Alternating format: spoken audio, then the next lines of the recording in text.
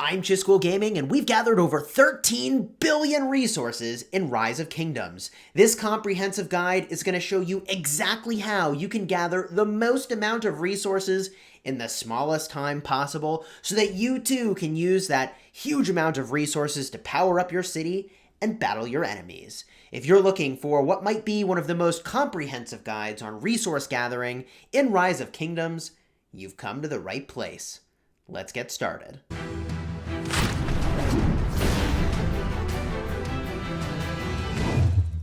Hello my friends and welcome back. Whether you're a beginning player just kicking in Rise of Kingdoms, learning how to gather resources to power up your city, or you're an advanced player looking for the micro optimizations that can get you ahead, this video will cover it all.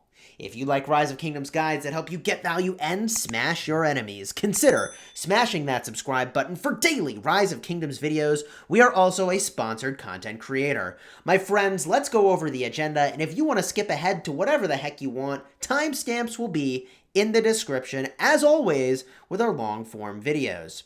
We're going to start by talking about some general tips that can get you huge value when you're gathering resources. From there, we've got to go talk about the commanders you'll use to gather resources, and then we'll talk about the talent builds that you can use to optimize the resource gathering on those commanders. The last thing we'll jam on is the equipment that you can use to get a little bit more edge for gathering resources in Rise of Kingdoms.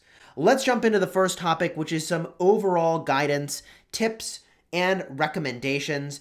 And one of the biggest optimizations you can make right out of the bat couldn't possibly be any more simple. You go to your boosts and you pop a gathering speed boost. The gathering speed boost gives you a cool 50% additional gathering speed, which is massive. These tokens don't cost a ton of resources to actually obtain. I think it's 90,000 resources for the 8-hour boost, or 300,000, I think, for the 24-hour boost. You can get them in the courier station, and you get them from a bunch of events. I highly recommend that you obtain these and use them, and if you're actively managing the account, I have those running all the time. The next major optimization that you can get, and this is so simple, is to just gather on your alliance's territory. If you take a look at one of your alliance structures, like a flag, and you tap into the info button, you can see here the second bullet says, hey, when you gather on your alliance territory, you gather 25% faster. That is a lot of additional gathering speed boost, and it's really easy to obtain. The only time you don't really care about that is maybe if you're going to go to bed at night and you're not in a hurry to finish up one of these resource nodes, or if you're not going to check the game for 3 or 4 hours because you need to go do something, which is of course very reasonable, right? You can do real life stuff too.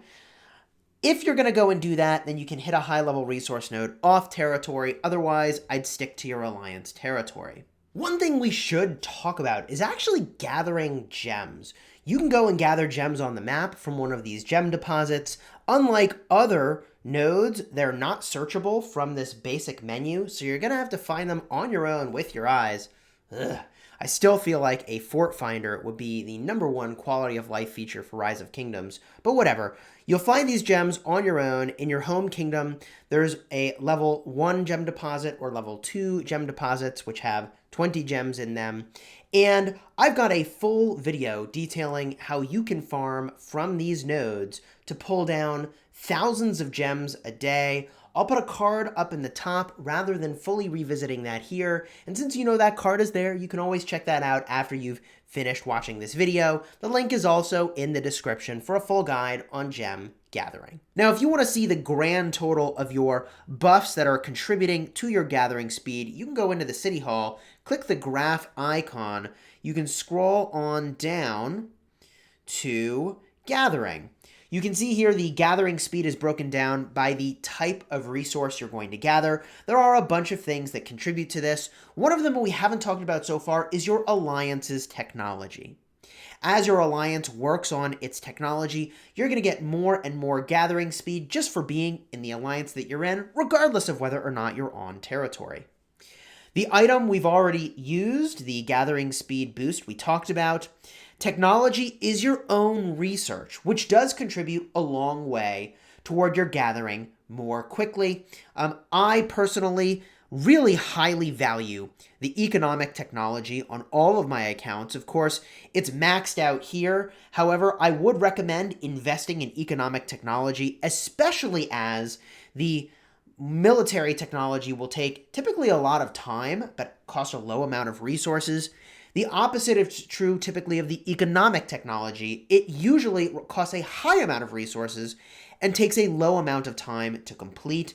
You're obviously going to be very interested in getting to machinery, which is going to increase all your gathering speed. Quite fantastic.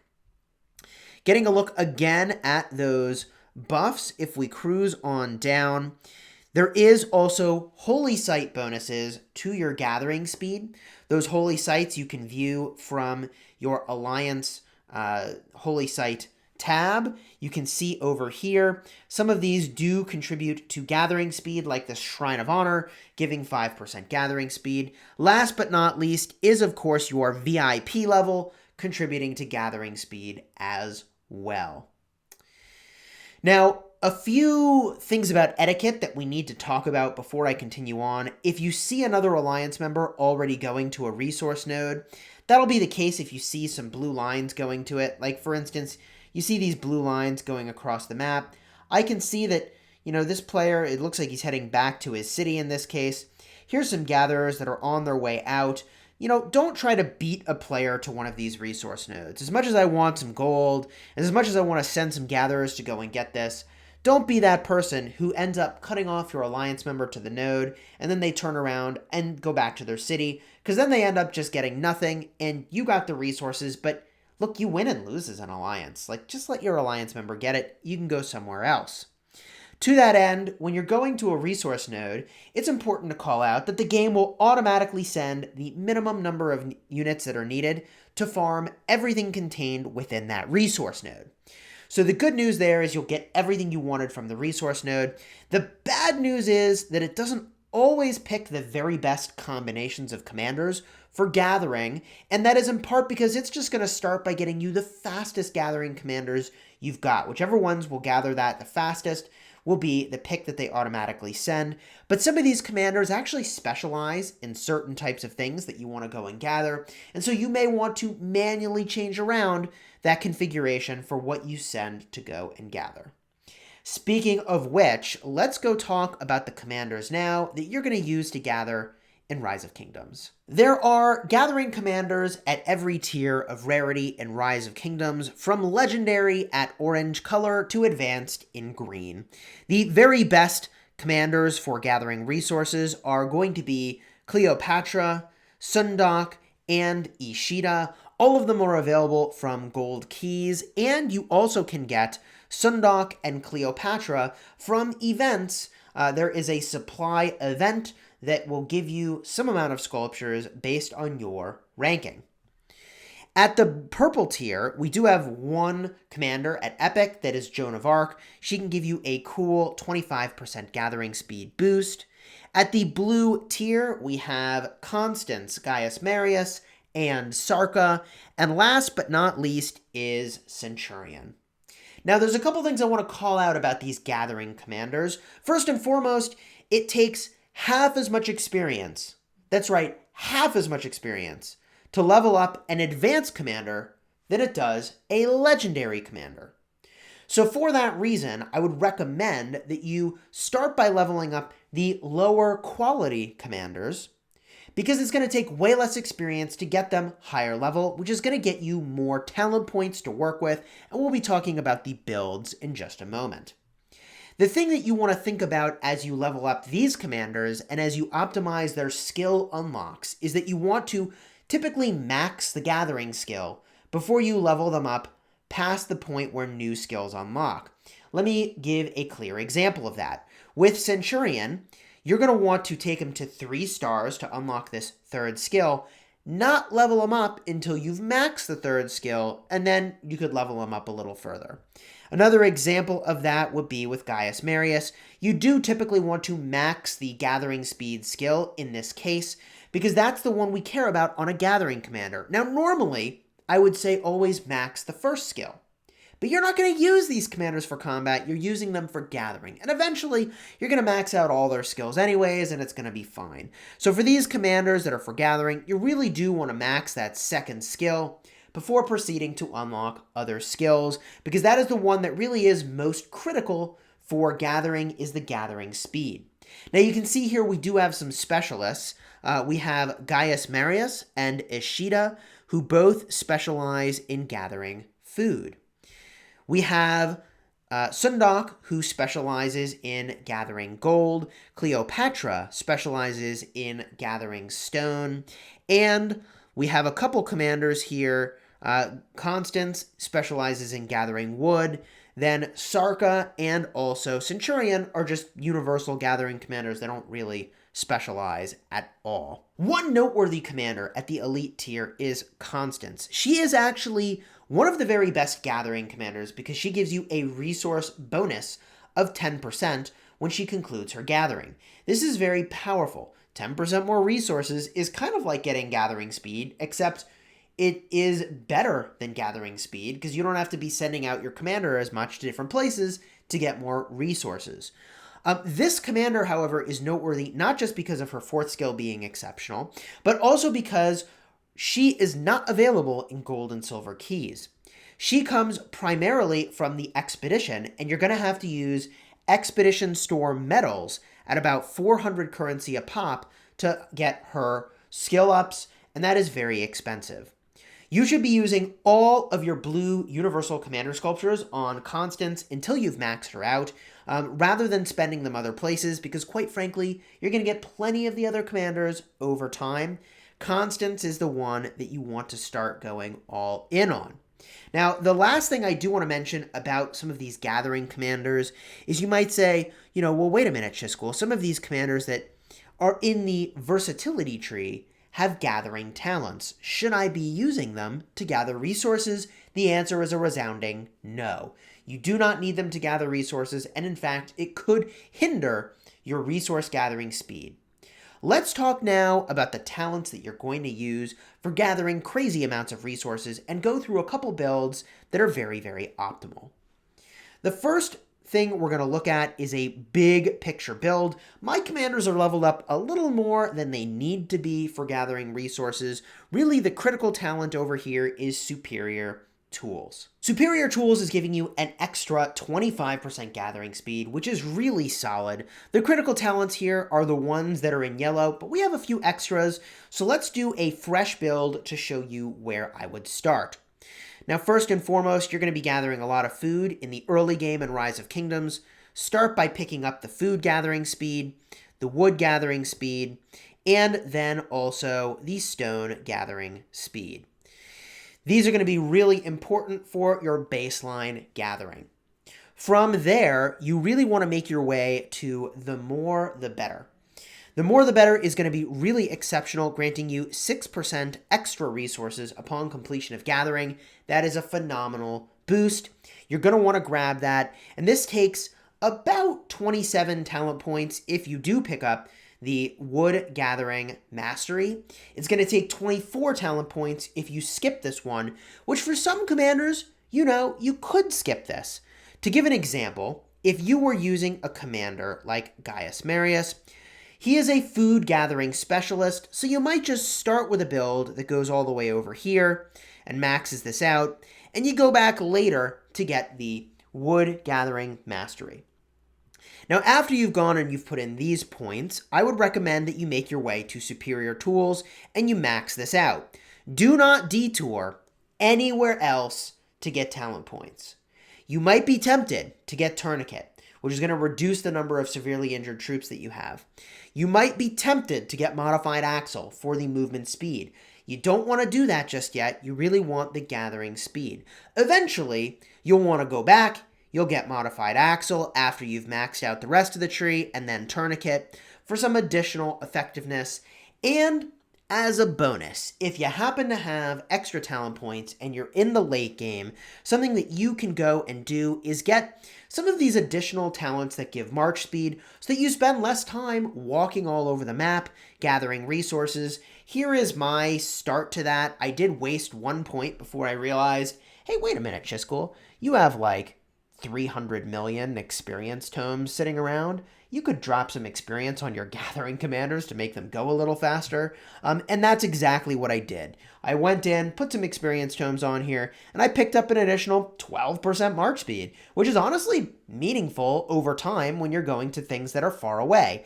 And on that note, one more bonus tip that we didn't mention earlier is that it's tempting to run around and get the high-level resource nodes like this level 6. You might want to go way out of your way for it. And if you're not going to be online for a while, that's true. You do want to go out of your way for a high-level resource node because it doesn't matter. You weren't going to log back in and check your account anyways. But if you are checking your account frequently, sending out those gatherers back when they've returned to your town, then you can farm lower-level resource nodes that are closer to your city. As a general rule of thumb, I don't like to go to resource nodes that are like 5 minutes or more away, because then I'm spending more time walking than I'm getting value from harvesting the resources. Like, any time I'm walking is time I'm not gathering. So I like to harvest the resource nodes that are closer in favor of the ones that are further away. One additional question you might have as you look at these different gathering commanders is, should I put experience tomes onto my gathering commanders? And I think the answer is a resounding yes.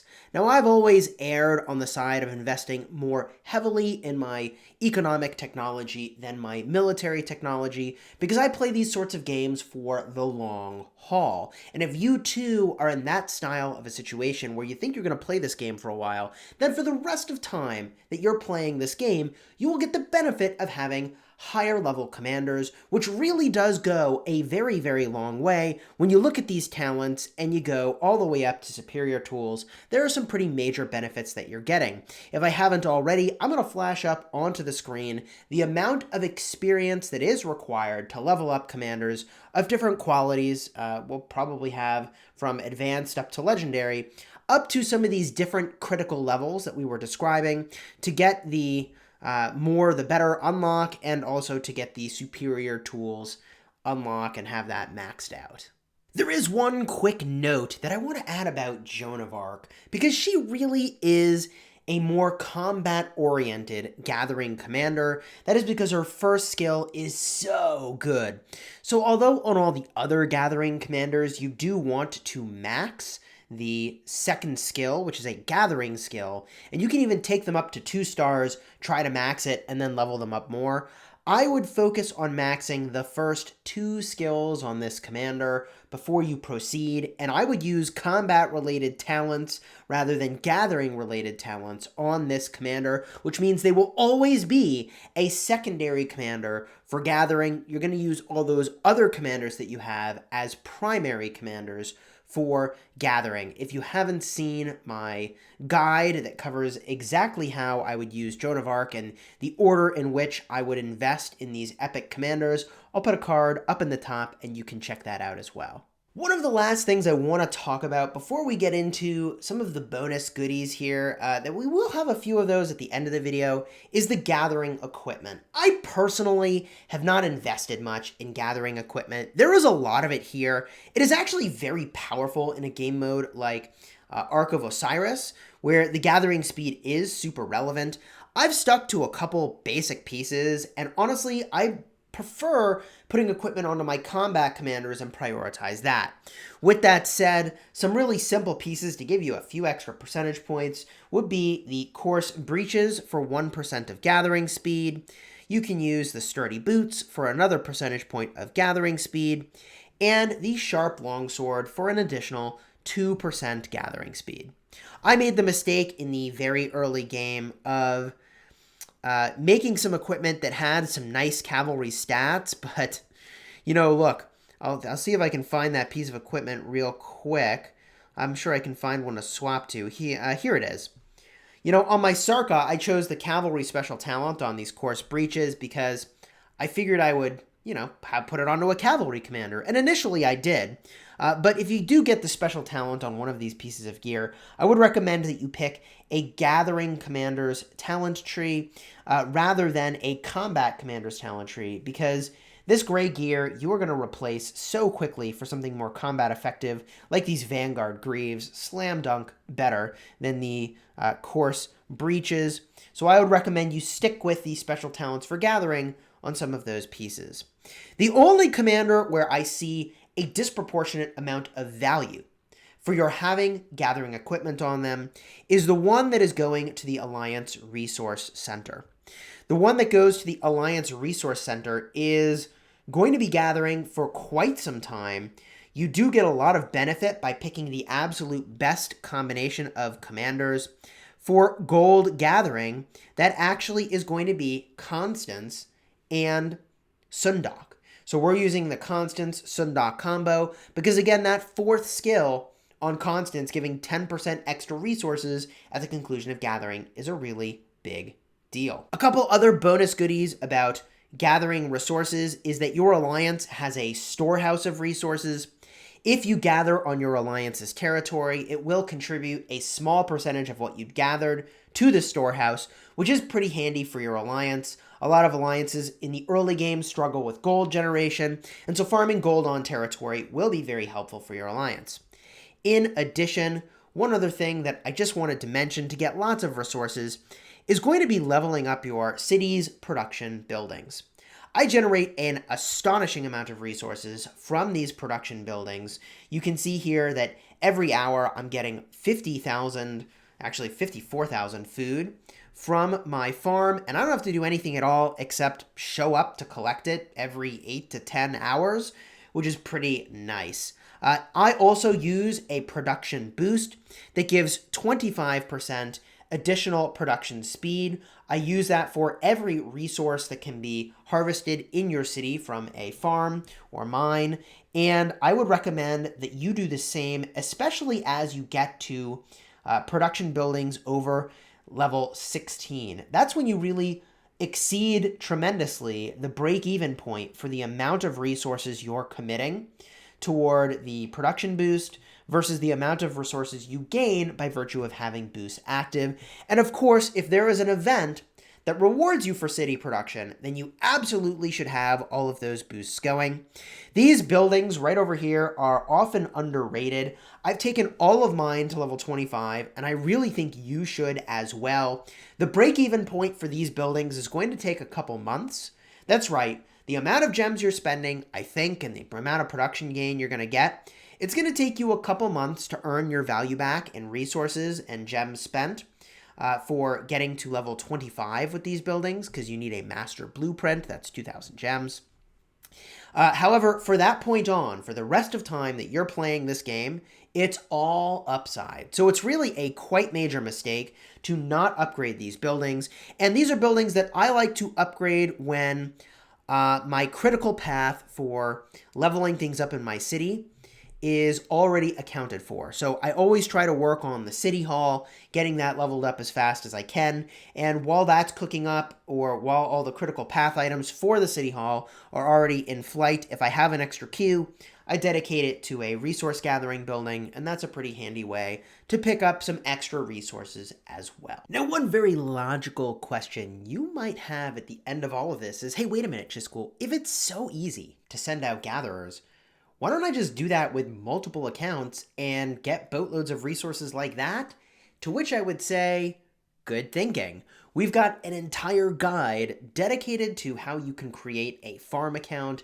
Here is my farm. That's right, it's a 34 million power farm, which we've done over the course of 412 days, powering up our farm over time, gathering resources, and if we take a quick look at the resources donated, I've sent about 3.2 billion resources to either my main account or to other people who needed those resources. I've also sent troops to die, not that many, but you can send troops to die from your farm, and I do plan to do more sending my troops to die with my farm in Kingdom vs. Kingdom in the future. Hopefully you enjoyed this remastered guide of gathering resources, done again in 2020, as I took a look at my older videos where I talked about gathering, which was really kind of how I broke out in the YouTube scene and Rise of Kingdoms as I established myself as someone who knew about the game because I had optimized the heck out of gathering. I still think those old videos are entertaining and kind of interesting to watch. So this will be a part of a playlist. That playlist you can access to, link in the description for gathering resources. Check out those other resource gathering related videos if you're looking for perhaps a little more information. And until next time, you have fun smashing the kingdom.